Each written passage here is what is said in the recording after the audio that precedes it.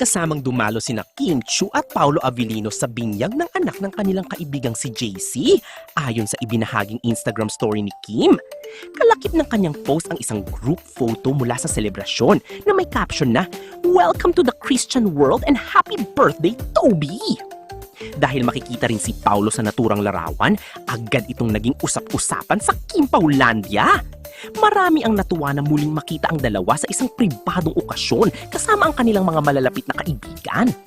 Ayon sa ilang fans, posible umanong ninong at ninang sina Kim at Paolo ng batang si Toby. Gayunpaman, wala pang opisyal na kumpirmasyon tungkol dito.